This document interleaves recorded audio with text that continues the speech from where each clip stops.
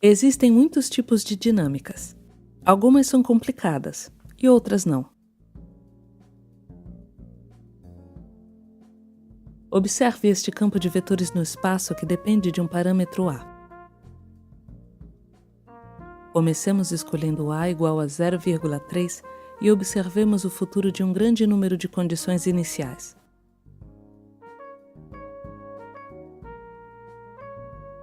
Depois de certo tempo, todas elas se aproximam de uma trajetória periódica. Nenhum caos aí.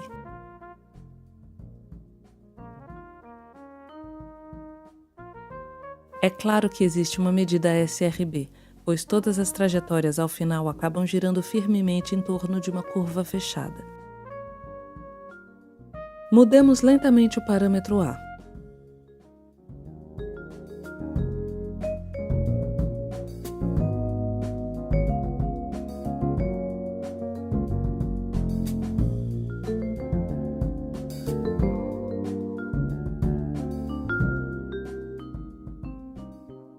Veja, para A igual a 0,335, a trajetória periódica se duplicou.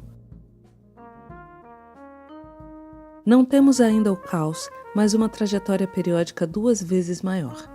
E depois, para A igual a 0,380, a trajetória periódica é quadriplicada.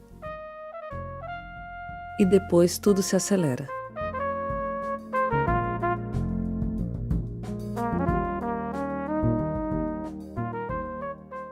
Para A igual a 0,405, o sistema se torna complicado e caótico. Mas o que é surpreendente é que, se continuarmos a aumentar o parâmetro A, de repente, sem aviso, a dinâmica caótica volta a ser simples, se reduz de novo a uma trajetória periódica.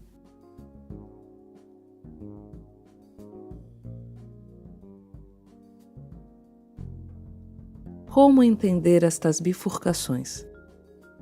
Qual o comportamento mais frequente na natureza? Caótico? Não caótico? Isto não está nada claro. Durante séculos, nem sequer pensávamos que o caos pudesse existir, e hoje nós o encontramos em toda parte. Para cada valor de A, observamos a passagem do atrator por um plano e a desenhamos em vermelho. Quando o parâmetro varia, surge um desenho ramificado que chamamos de diagrama de bifurcação.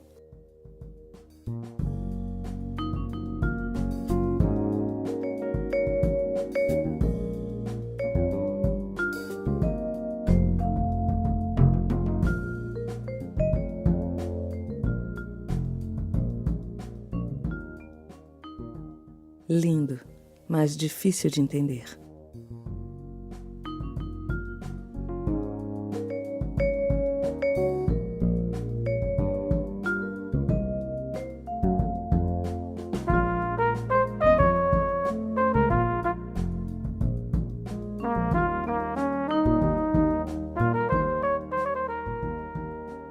Veja ainda outras dinâmicas.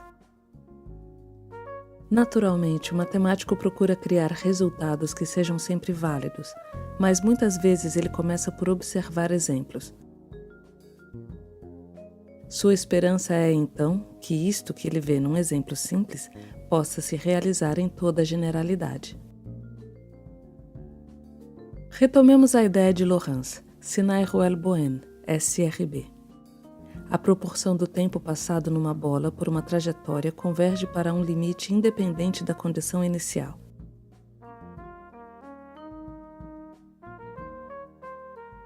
É razoável esperar que isso possa sempre ser verdadeiro? Seria muito bonito. Mas não, como veremos num exemplinho descoberto por Boën.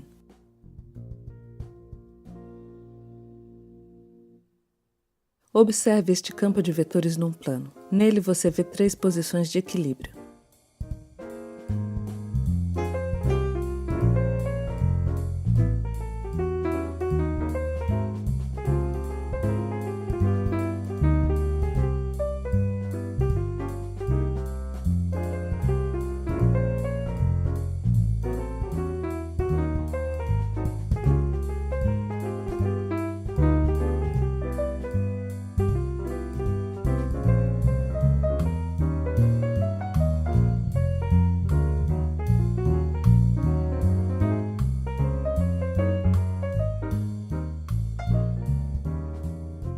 Uma trajetória é iniciada,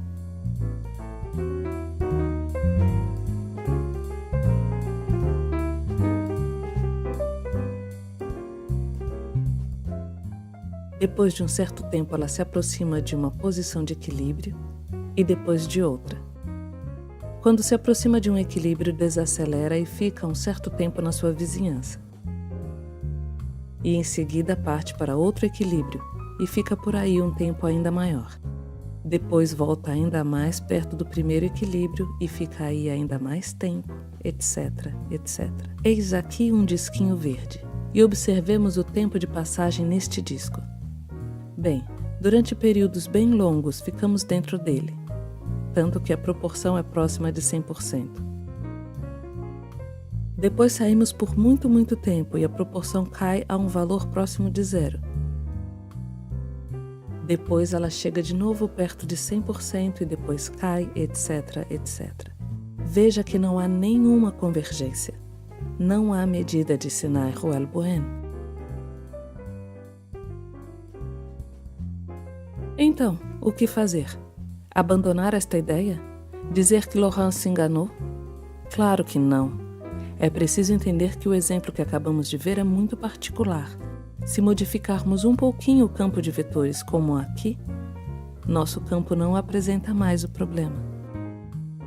As novas trajetórias viajam no plano e acabam por se aproximarem de uma trajetória periódica. Do ponto de vista estatístico, tudo se comporta periodicamente e temos então uma medida Sinai-Roelle-Boen.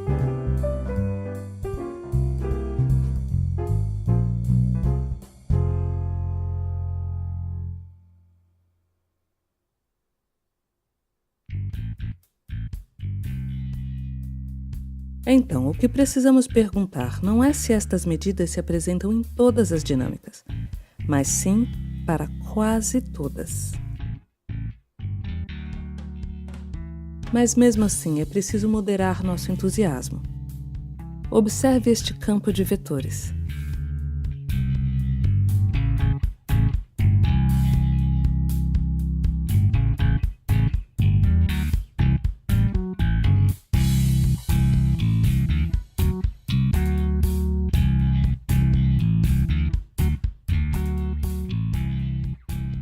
Eis aqui uma trajetória. Tudo vai bem. Ela se acumula sobre uma borboleta, como vimos.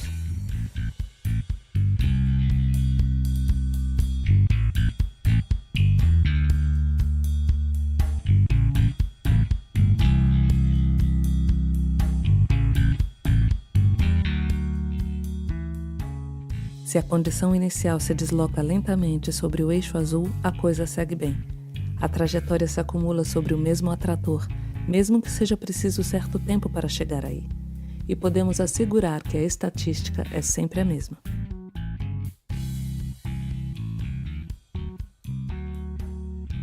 Mas de repente, sem nenhum aviso, surpresa! As trajetórias vão se acumular noutro lugar, sobre outro atrator que nada tem a ver com o primeiro. Constatamos que o espaço parece se decompor em duas regiões. Se partirmos de um ponto da primeira região, nos acumulamos sobre a primeira borboleta. Se partirmos da segunda região, vamos para a outra. Dito de outra forma, não se pode dizer que existe aí uma medida SRB, porque a estatística limite depende da condição inicial. Mas dizemos que temos duas medidas. Para algumas condições iniciais, a estatística segue a primeira, e para outras a segunda.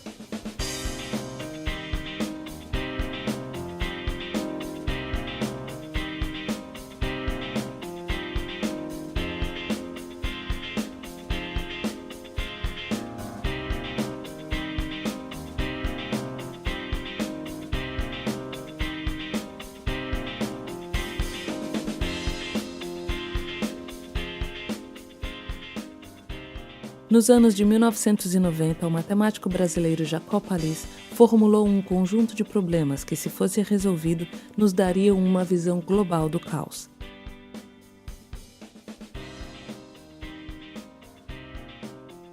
Um deles consiste em afirmar que a situação que nós acabamos de ver deve ser típica.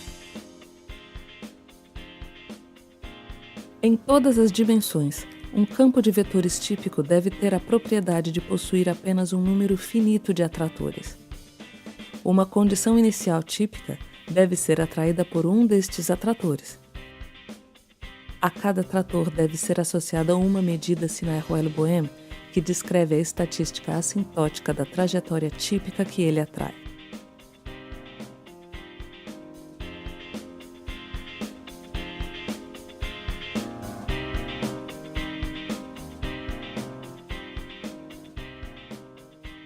Todo um grupo de matemáticos trabalha energeticamente sobre estas conjecturas e parecem resolvê-las neste momento, pedacinho por pedacinho, metodicamente.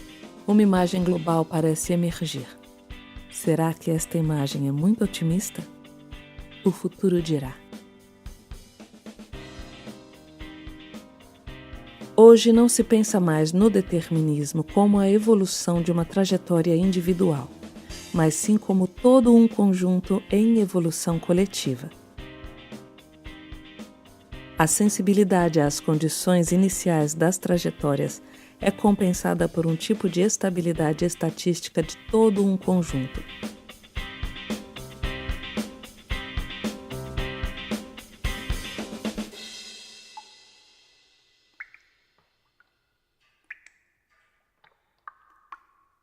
Será que Buffon, em 1783, não pressentiu isto, escrevendo esta magnífica frase, mostrando um mundo totalmente caótico e complexo que necessita ser compreendido globalmente? Tudo acontece, pois com o passar do tempo tudo se reencontra e na extensão livre dos espaços e na sucessão contínua do movimento, toda a matéria é revolvida, toda forma se apresenta, toda figura se imprime. Assim, tudo se aproxima ou se distancia, tudo se une ou se separa, tudo se combina ou se opõe, tudo se produz ou se destrói pelas forças semelhantes ou contrárias, que por si são constantes e oscilam sem se anularem, animam o universo e o transformam num teatro de cenas sempre novas e de objetos que renascem sem cessar.